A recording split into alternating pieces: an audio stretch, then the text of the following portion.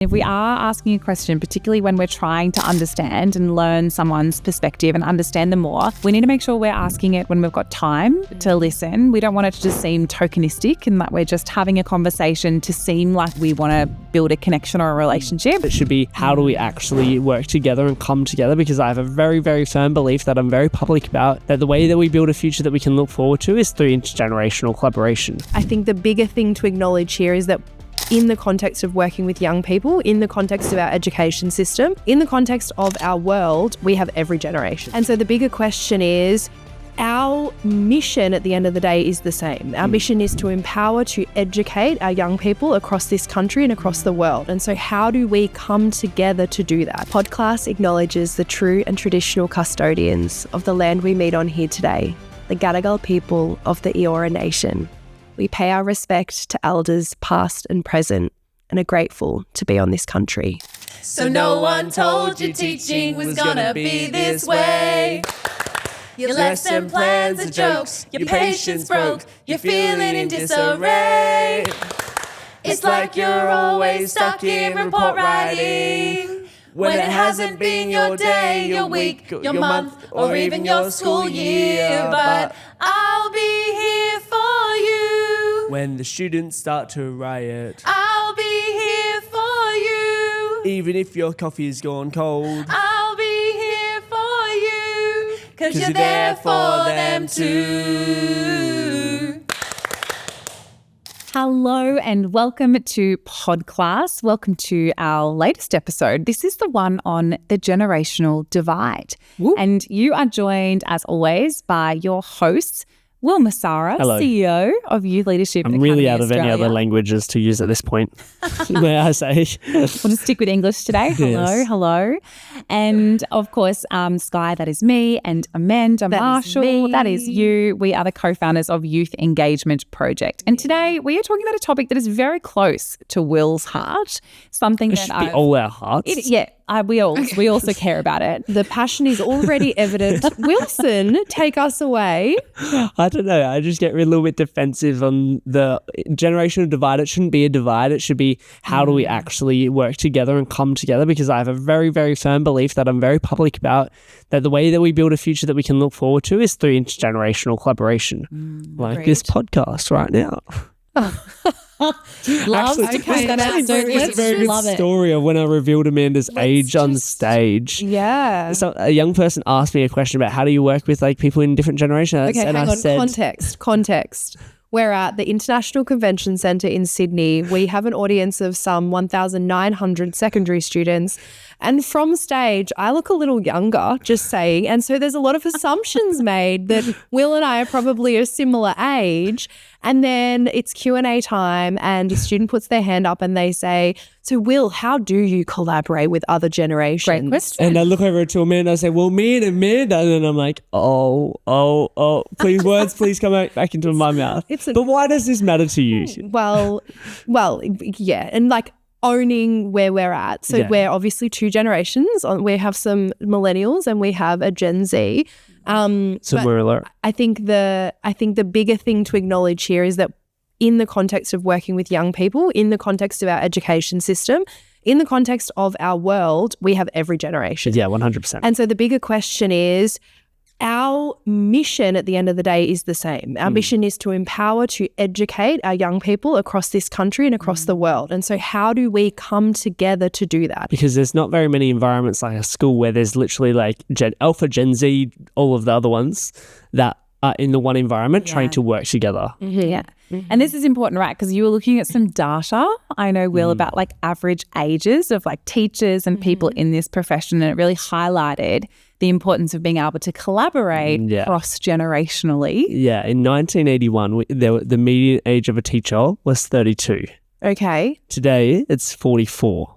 Okay, so we have an aging teaching We population. have an aging teaching population, which also means a young person coming through, finishing school, university, they're entering 21, 22. There's already a full 20 years, a full generation in between them and the average age of a teacher. That makes so much sense, because I remember when I first started my teaching career, going into a school and being like, oh, I must be one of the youngest staff members on staff. I think I just expected there to be people that were more my age. Yeah. And I was like one of the only graduates hired at the school that year. It's like me and one other person. And I like really do remember that distinctly being a really big jump. But I guess also if we think about careers in our landscape, like teaching must be one of the most common professions that people do stay in for years and years and decades and decades. Historically.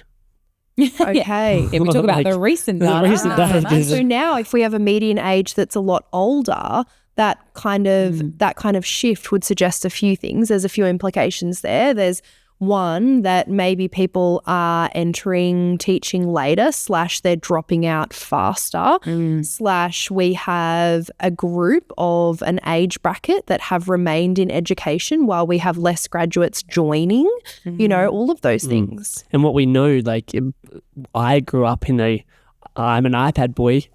Exhibit A. You are a technology native. Yeah, it makes me cringe. I could tell you some stories about having one phone line into a house, Wil. And I remember when you had to dial using the round. Ease up. You got back up. I did have the blue cord for a while as a kid. Okay. The blue cord was like my generation, my age range. So what we have is the young people who have grown up on memes, me, and then we have they're entering teaching, and then we also have teachers who grew up with sorry, if you can't hear me, I'm doing one of them phone things that Amanda was describing. Okay.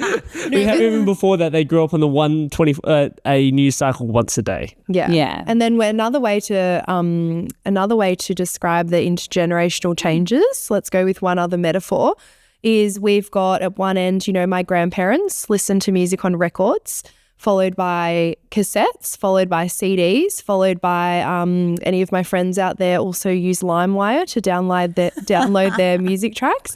And now it's like, you're not sure what LimeWire is? Anyway, it's okay. Then we have Spotify. And now we have Spotify. But we have records are in now. I know they records are edgy. Very cool.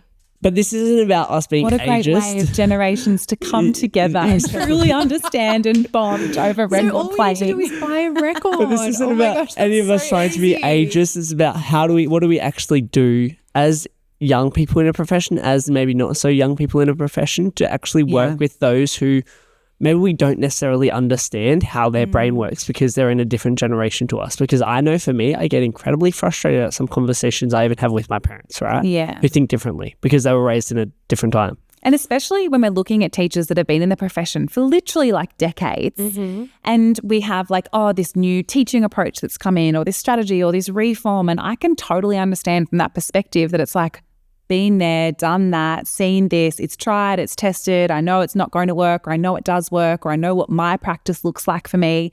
And I think there can be a general consensus, there can be more resistance perhaps to those kind of, I don't know, more like revolutionary approaches. And I don't know if that's true. The colleagues that I work with are really progressive in that space. Yeah, and maybe it's not true, but maybe it's a really easy narrative to buy into. Yeah. But maybe it's a very unhelpful narrative to buy into. So maybe the bigger question becomes, well, okay, so we're going to look at things in different ways. We're going to understand and digest things in different ways. But at the end of the day, we're all working towards the same mission. Yeah. So how do we find that common ground? Yeah, 100%. And I think before we jump into the common ground piece, I think we need to understand what's when we talk about technology and digital natives, why does that actually matter? And I think it's because previously, if we got told stories from generation, and they were the only stories we ever heard. Whereas now with technology, we have every single story at the palm of our hand, and that's where we receive our stories that are told to us, right? Which hasn't ever experienced before. That's the difference. We get ideas from all across the world rather than just where we're at. And it's not that it's like that the old way or the way that traditionally stories have been passed on or information's been shared is wrong. It's just different, and it's what we're used to as a new generation, or as I'm not even the new generation. But yeah, that difference is absolutely there between it. And I guess it is going to come up because I know that I've worked with colleagues, as everyone has, who you just don't see eye to eye with because they do have different approaches maybe to things, and they do have a different approach to their classroom practice. And I know that I've been definitely on that that fence where I feel quite frustrated as well, being like, oh, if they just did this thing, or why are they so, resistant to adopting this approach or whatever it might be. And I think that's really easy for me to come in with my perspective and go, this works best, or yada, yada, yada, and not really having like empathy, understanding, or even curiosity about what I could also learn from them and their rich experience. And before we delve into strategies, let's just call it out that we all have a bias to what we know and how we 100%. know to do things. So we are always going to favor the way we have done things, because not saying that's always the best way just because it's how we've been doing it. However, because we've done it before, we know how to do it, we're naturally going to have a bias towards it, whether that be conscious or subconscious. And the lens we see the world through, right, is an accumulation of every experience, interaction, conversation, whatever it is that we've been through. So it makes complete sense. Of course, we're going to look through the world, our teaching in schools, young people, through that lens. And so when we're making these intergenerational connections, we have to be willing to look at things differently. We have to be willing to ask different questions. We have to be willing to meaningfully listen. And then we have to be willing to give new things a go and not just stay in the lane that we've been in, because that lane's been great, but maybe there's a whole new lane that would be better for all of us to jump in. And that is the lane of collaboration. Talk to us about it. Collaboration. Wil Masara. The way that we collaborate, first we need a relationship, and the way that we build a relationship between generations is through empathy. Like regardless, that is the foundational piece of anything, any relationship is empathy. And how do we develop empathy between generations? We have a formula for that. Formulas. We love math. We do. We love formulas. And there's a bit of an empathy building kind of recipe, so to speak. And there's some ingredients that really do make up a strong empathetic response. And that A recipe first one, formula? Recipe formula? recipe for, I don't know, sorry. Are we in the maths kitchen thing, or are we in we're- the classroom with maths? We can go with whatever We're in you both. want to go with. Let's go.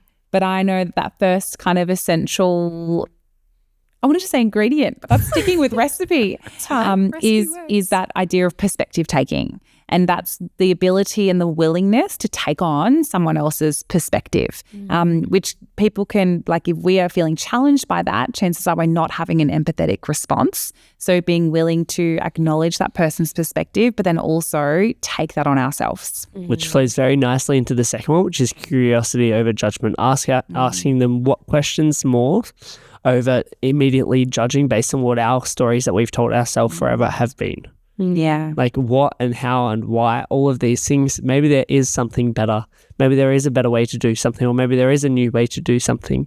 And that's all about being coachable too. And that's that listening to understand, not to respond piece there as well, because we can't be in judgment, as we know, and curiosity at the same time. So we're sitting in curiosity.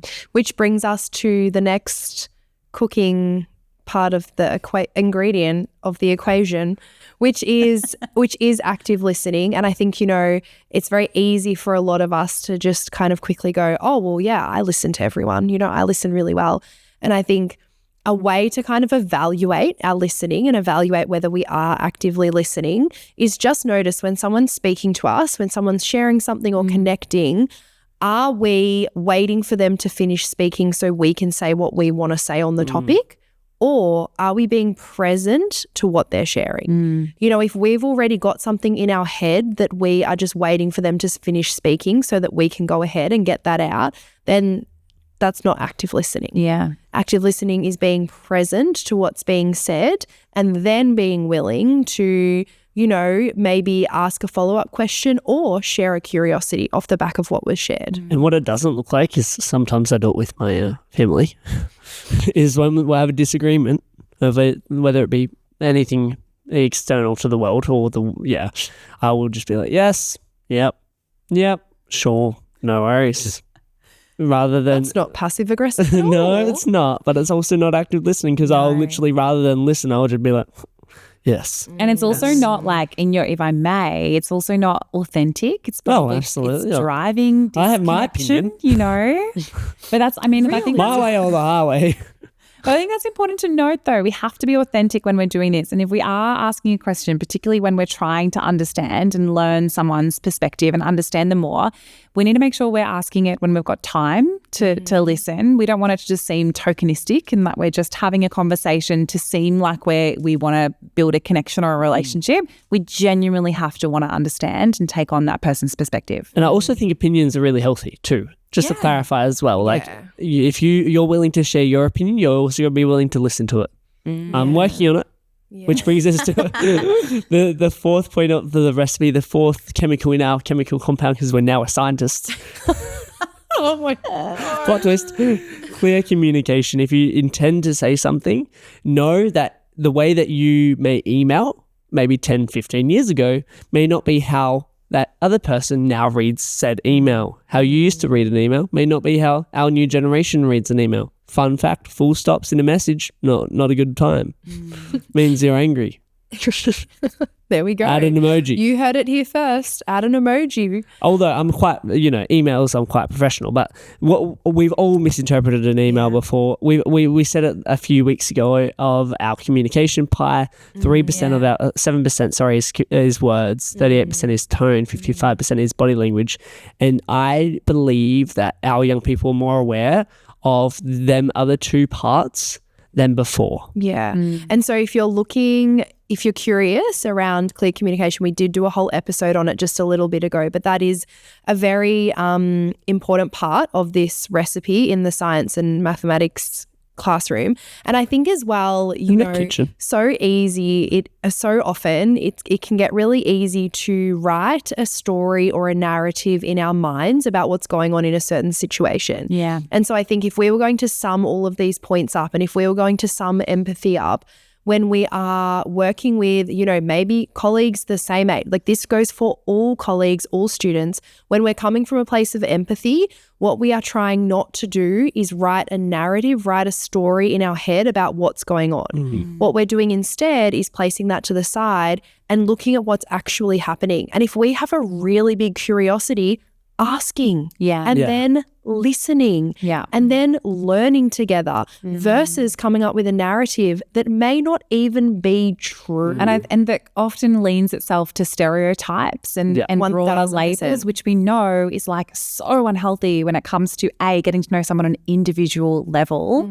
but also that like there's no authenticity and realness in that relationship when we're just slapping a label on and going, oh, of course they would think that because they're in this generation, or of course they would think that or be that way, and just so unhealthy. And the last sort of reflection I have is, as a young person, what is often occurring is... I love that you love to remind us that, like, as a young person... You're also young people, but often older generations recount their schooling or their work experience or even their employment experience as harder or more difficult and diminish the younger generation's opinion or views or experience, which can be really, really damaging. And I'm sure you've also experienced it, but like even in a parent setting, it's like, back when I was your age... Yeah. Which kind of leans into that whole thing of like, and I know Brené Brown talks about this, but it rarely does an empathetic response start with at least. At least you didn't have to walk 2 kilometers to school every morning. Or at least you come home and you've got the internet and electricity or whatever it is. It's like that's not an empathetic response or an approach. And just want to also clarify that we're absolutely not discouraging storytelling. We deeply value storytelling in a space, but it's not like this kind of comparative. What's the intention of the story? Exactly. This like, well, you think you've got it rough, or, you should be saving 30% of every dollar that comes into your bank account from your weekend. And you should pay $9 for a loaf of bread. Yeah. Or whatever it is. It's like that is not valuable. No. That's not helpful. It's not building relationship. It's not building empathy. And it's not how which is the purpose of this episode, it's not how we collaborate, because we know we're all still, regardless of which year we were born in, if we're in this profession and we're serving young people, we are working towards a common goal. And we have to be able to rally, get on the same page, understand and learn from each other, knowing that there are going to be a wealth of experiences, knowledge, things that we can draw on that collectively benefit our students. And they are the reason that we're doing this job. And I think think keeping that in mind in all of these conversations is really important. And I think we'll unpack in another episode specifically some of the trends that we're seeing in Gen Z coming through, you know, secondary school and even, you know, our younger generation in primary school. But I think just as a core theme, what we know about this, you know, Gen Z especially is highly values driven, you know, so we can connect on values-based actions, we can connect on values-based storytelling, and also really socially motivated. So for social impact, for, you know, making a better world. And so, and also knowing the why. I think more than ever, our young people today, they want to know why. And so there's no need to gatekeep why we might be unpacking something or learning something or looking into something. Let's just be open about it, because if we can have our young people buy in, then we're enhancing their educational experience. We are Podclass. It has been a pleasure. We'll see you next week. Thanks so much. See you then. Connect and collaborate. I'll be here for you, 'cause you're there for them too. Thanks so much for tuning into Podclass. If you've enjoyed this episode, we would adore it if you could go on to Spotify, Apple Music, wherever you listen to your podcasts, and leave us a review. 5 stars would be lovely. We would love to get this podcast into as many ears as possible so we can help and support as many people as possible who help young people. And if you're not already doing so, please go along to Instagram and follow us at podclass.aus.